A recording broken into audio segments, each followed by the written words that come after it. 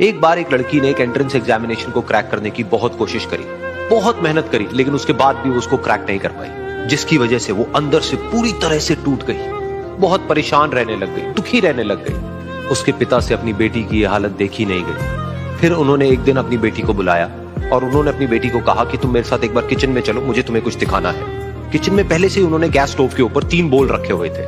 फिर उन्होंने उन तीनों बोल्स के अंदर पानी भरा, एक के अंदर कुछ आलू डाले, एक के अंदर कुछ अंडे और एक के अंदर कॉफी बीन्स, और उसको उबलने के लिए छोड़ दिया। उसके बाद में 5 मिनट हो गए, 10 मिनट हो गए, 20 मिनट हो गए, और वो वहां पर खड़े रहे अपनी बेटी के साथ में और उसको देखते रहे।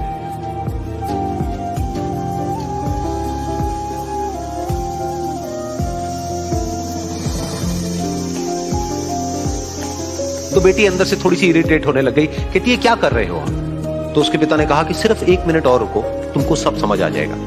फिर उसके बाद में एक एक करके उन्होंने गैस स्टोव को बंद किया और जो पहला बोल था उसमें से आलू निकाले और निकाल करके एक प्लेट पे रख दिए। दूसरे बोल में से उन्होंने वो अंडे निकाले और निकाल करके एक और प्लेट में रख दिए, और तीसरे बोल में से जो कॉफी थी उसको छान करके एक कप के अंदर भर दिया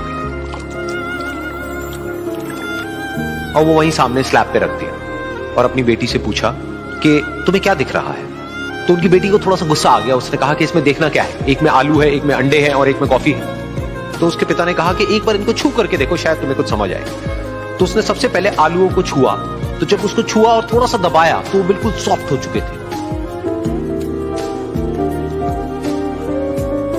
तो उसके बाद में उसके पिता ने उन अंडों को तोड़ा तो वो हार्ड थे।